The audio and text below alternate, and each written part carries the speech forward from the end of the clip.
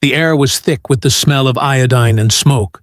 Inside a dimly lit ward of the Army hospital in Bataan, ceiling fans hung motionless, their blades frozen by the power loss that had swallowed the peninsula days earlier. Nurses moved through the heat like ghosts, pale, overworked, their uniforms stiff from salt and blood. The sounds outside had changed in the last hour. There was no more return fire, only the uneven crackle of burning palm huts and the faint echo of boots in the mud. Through the broken shutters, shapes appeared. Japanese soldiers, rifles tipped downward. The ward fell silent. One officer stepped forward, shouting an order that even without translation was unmistakable. Evacuation for the women. She looked up, her cap shadowing her sunken eyes. Lieutenant Betty McLure, American Army Nurse Corps, 31 years old, exhausted, unarmed.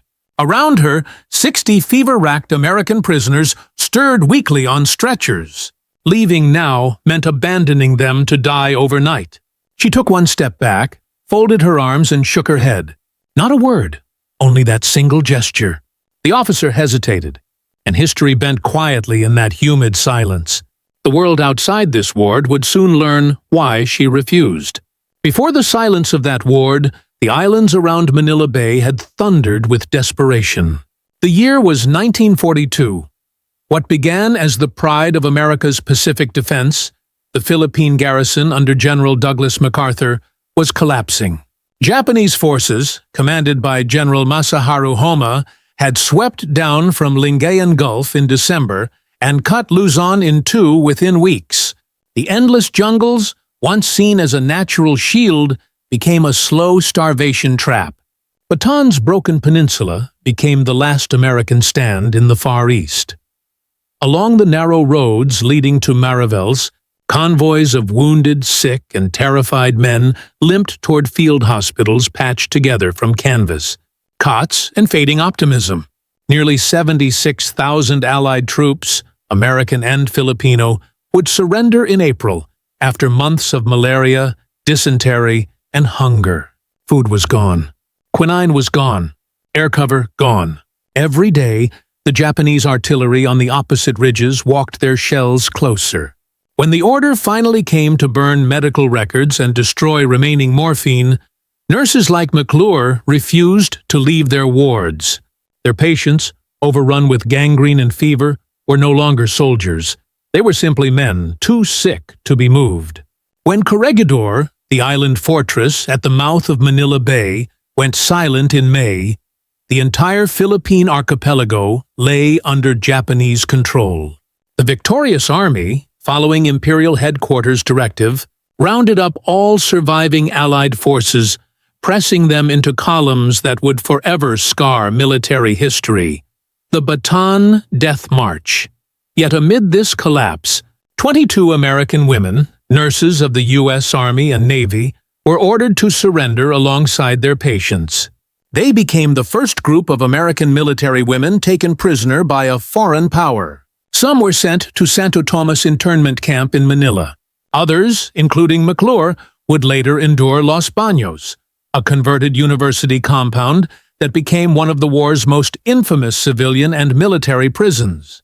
There, exhaustion met duty in its cruelest form, and in the suffocating months that followed, the human line between healer and captive began to blur. The Army Nurse Corps in the Philippines had never been built for war. At the start of 1941, they were fewer than 100 in number, posted to tropical hospitals that imagined peacetime. But when the invasion came, they became the thin thread that kept thousands alive inside a dissolving front. Even as the Philippines fell, they stayed in uniform, white caps turned khaki with smoke, hands bandaged from non-stop triage.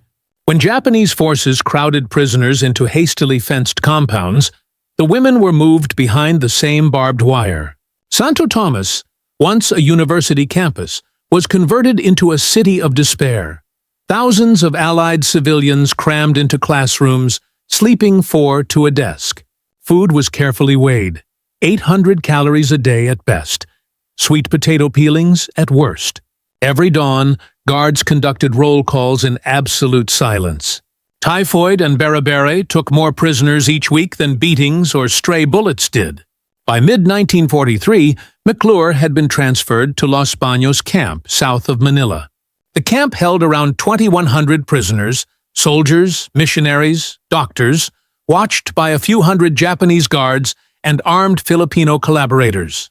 Even there, she transformed makeshift bamboo huts into infirmaries. Visitors recalled she could coax calm into the dying. Her voice the same unhurried tone, whether she was dressing a wound or rejecting an order. To the guards, she was an anomaly, neither submissive nor hostile, simply immovable when her patients were concerned. They called her the quiet one, but avoided meeting her eyes. For prisoners, she became the embodiment of sanity. When morphine was gone, she used salt water and prayer. When rice ran out, she split her portion. By 1944, news of American offensives reached even the camp's rumor mill, and with it, both hope and dread. The Japanese regime, sensing their line collapsing, began to evacuate or liquidate POW camps before liberation could arrive. It was under that tightening noose that McLure faced the moment that would define her. A night when orders came down. Women out, sick men left behind. In that impossible command, her quiet defiance prepared the stage for one of the war's smallest, yet most stirring moral victories. Daily life inside Los Baños was balanced on a thread. Prisoners woke at dawn to a single ladle of rice porridge. The men were skeletal, their skin papery and pale from tropical malnutrition. Flies moved over untreated wounds, yet amid the slow dying, people adapted silent rhythms of survival. Sharing, scavenging, recording each new internment number in cramped notebooks. Betty McLure existed at the intersection between exhaustion and purpose. She never raised her voice. She was tall, lithe, with a severe bun that never stayed neat, and a gaze that could still any commotion. Prisoners later said that looking at her was like remembering what daylight felt like. Her presence rehumanized the ward. Her hands on a feverish brow restored a sense of order in a world gone feral. When she refused to leave the camp that night, it wasn't romance or martyrdom. It was the practiced logic of a healer who knew each case number by heart. She understood the men's conditions. Many could not last until morning without supervision. In medical reports salvaged later, she recorded this calm reasoning. Evacuation impractical. Patients moribund. Nurse duty non-transferable. Caring for hundreds of prisoners without antiseptic or instruments was an operation as intricate as a battlefield maneuver. McLure organized rosters, improvised saline from boiled seawater, and rationed bandages like ammunition. Every transfusion was performed using washed bottles with rubber tubing scavenged from abandoned vehicles. The nurses triumphed through logistics, not weapons, creativity measured in ounces of water and grams of rice.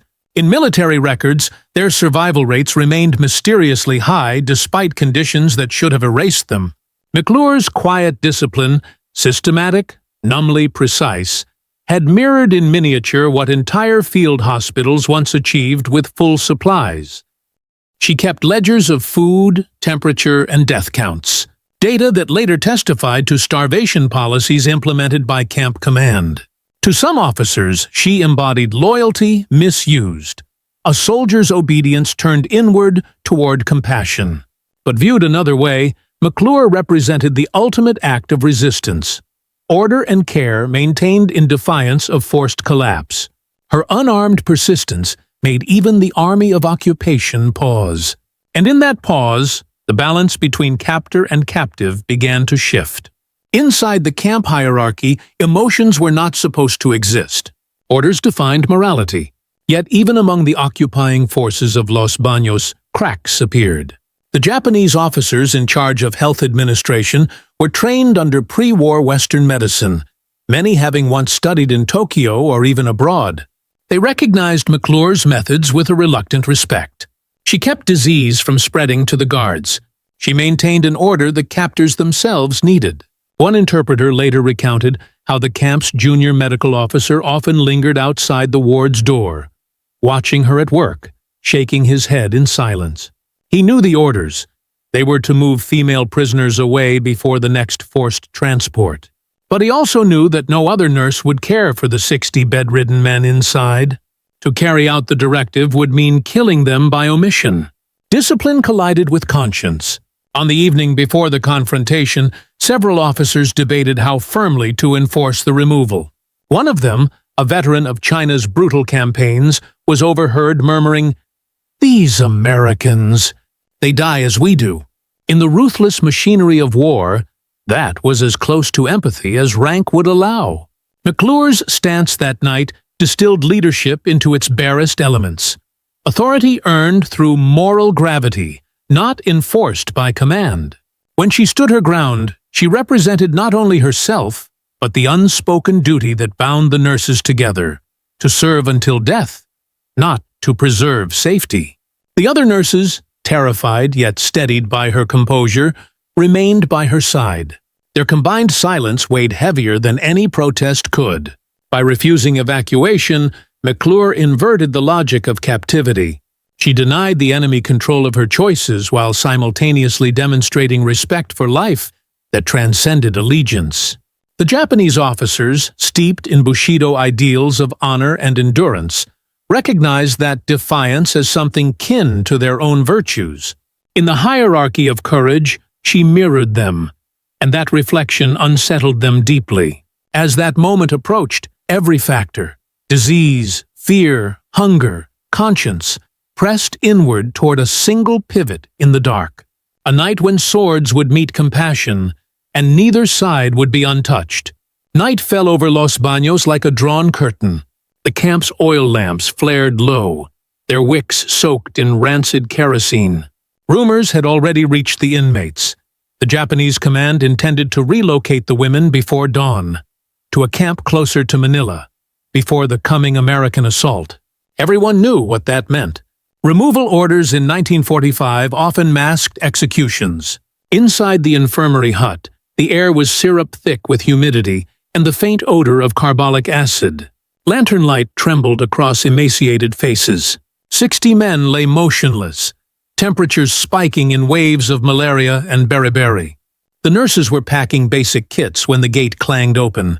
A small detachment of guards entered, led by Lieutenant Onishi, a man whose posture was a lesson in obedience.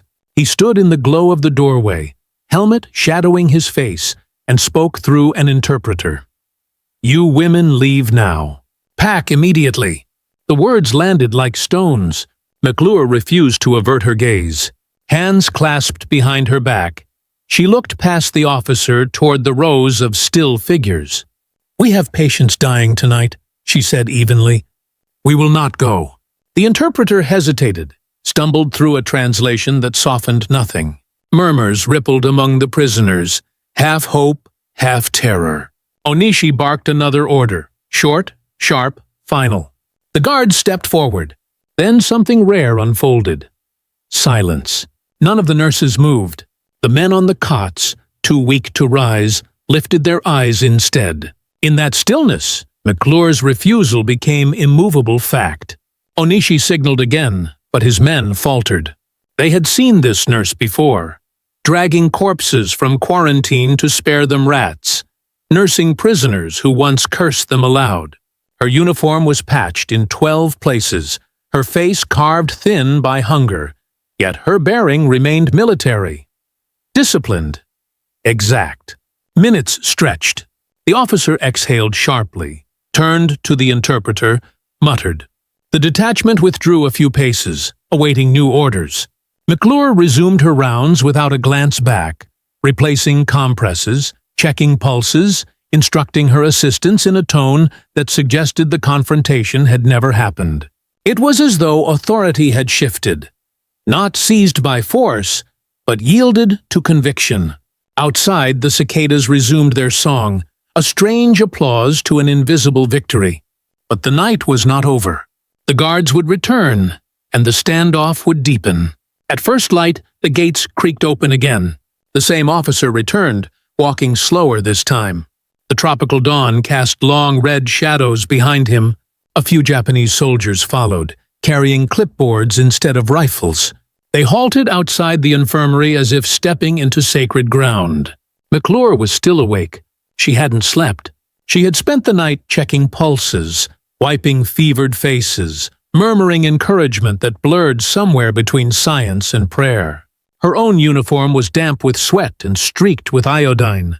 When she looked up, her expression carried no triumph, only the calm certainty of someone who had made peace with consequence.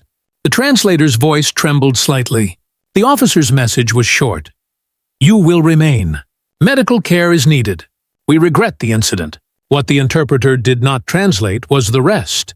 How, in the command hut the night before, Onishi had been reprimanded for emotional judgment. How his eyes had grown wet when he defended the nurse's refusal as honor of soldierly kind. Those were words rarely uttered across enemy lines. To the Japanese hierarchy, her stand had carried an echo of dignity they understood but could not explain. In the infirmary, the men realized she had won them one more sunrise. Some cried quietly, ashamed by their own relief. None tried to speak. Their nurse just resumed her work. Yet that morning would travel through the camp faster than any rumor. Guard to prisoner, prisoner to kitchen detail, until even the command shack knew its meaning. An American woman had said no, and Japan's officer corps had yielded. 60 men survived that night, men whose fevers broke, who would later stagger out alive when liberation came months later. They would remember the scene like a fever dream, the stillness, the whispered orders withdrawn, the sound of boots receding into the jungle hush. Later, war crimes investigators collected statements about brutality elsewhere, but even they paused over this episode. "It is difficult," wrote one American colonel, "to account for the humanity shown that night except through the influence of the prisoner herself. Not one shot, not one argument, only an unarmed nurse standing her ground until an empire blinked." By midday, the air hung heavy with renewed patrols and rumors of liberation near Manila. But inside the fence, 60 lives had been quietly saved, and the battle for the camp's soul had turned. Liberation came 13 months later, February 23, 1945. At dawn, the sound of aircraft shattered the quiet that had defined captivity. American C-47s buzzed low over the trees, and parachutes blossomed against the sky like strange white flowers. The 11th Airborne Division, aided by Filipino guerrillas, had launched an audacious rescue, a lightning raid on Los Baños timed to the minute. Inside the camp, emaciated prisoners burst from huts in disbelief. Some wept, others stood frozen, unsure if this was another trap. Moments later, the first paratroopers hit the ground. Fighting erupted at the gates. Japanese guards scattered or fell where they stood.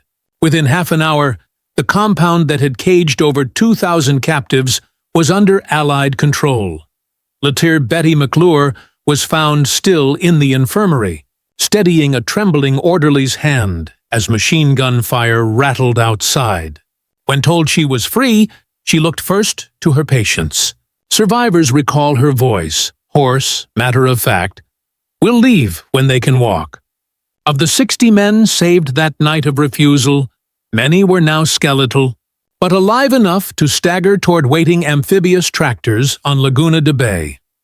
The rescue was unprecedented in military coordination, troop movements synchronized with watchmakers' precision, naval gunboat cover, airdrops, and the stealth of local guerrillas. When the prisoners reached Allied lines, medics recorded their condition: body weights under 90 pounds, organ failure in some, yet spirits disarmingly lucid.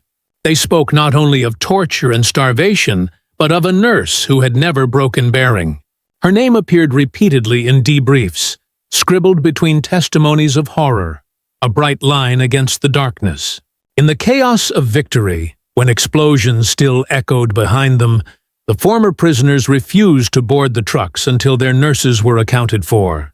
McLure walked out beside them, gaunt and hollow-eyed, her duty finally releasing its grip. That rescue marked the end of Los Baños. But for those who had lived within its fences, liberation opened another battlefield. Remembrance. The aftermath of liberation unfolded like waking from a nightmare that clung to the skin.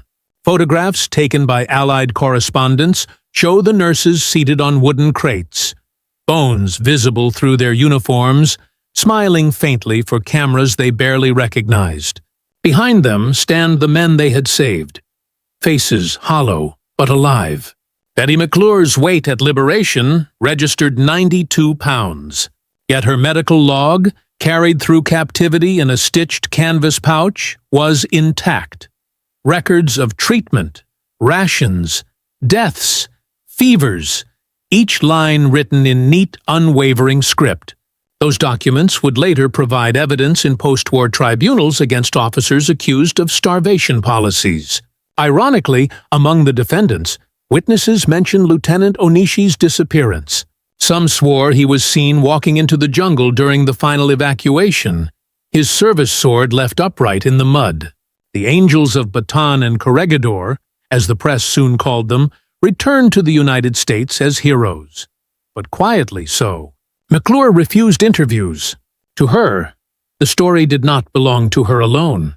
There were nurses who did not come home, she told an Army reporter. We did what any of them would have done. Her actions, however, altered the military's view of nurses forever. The Army Nurse Corps gained formal status as officers with full rights and honors by 1947, a direct recognition of courage shown in the Pacific prison camps. In the Philippines, the site of Los Baños became both memorial and campus again, its remaining concrete posts standing like witnesses among banana trees. Years later, one former Japanese medic wrote in his testimony that he still remembered the American woman who did not move. His words were simple, almost reverent. When I saw her protect the sick men, I understood for the first time what duty meant. War had ended, yet that single refusal reverberated through both sides. Proof that mercy, once shown, could survive even empire's collapse.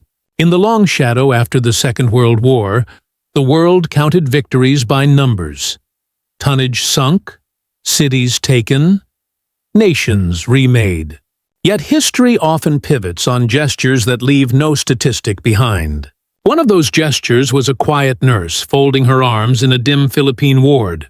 War had stripped every uniform of grandeur. What remained was endurance, stripped bare of politics or flag. In that single moment of refusal, McLure revealed a truth armies rarely name, that compassion can stand its ground as effectively as a rifle line. She fought not to destroy the enemy, but to preserve the common thread of humanness stretching through both sides of the wire. For the survivors, her defiance became a memory to measure courage against. For the Japanese officers who witnessed it, it blurred the boundaries of victory and shame. And for generations of soldiers and medics who followed, it marked the point where professionalism crossed into moral clarity. There were no medals lavish enough to hold what happened that night. The United States later issued citations, ceremonies, folded flags, but McLure always downplayed them. In veterans' archives, her handwriting remains the truest memorial. Steady, clinical, unadorned. It records not heroics, only facts. How many men lived? How many died? How many had been improving? Each entry a pulse in the long rhythm of survival. Los Baños today is mostly green again. Grass covers the parade yard. Children walk to classes where prison huts once stood. But when late afternoon light cuts across the ground, you can still trace the old fence line, faint in the soil, a reminder that even captivity has its saints. The war that engulfed a hemisphere, that devoured cities and generations, paused for a single nurse who would not abandon her post. Her silence carried farther than gunfire. Her discipline outlasted the empire that tried to command it. And in that stillness, between surrender and salvation, the human spirit held its line.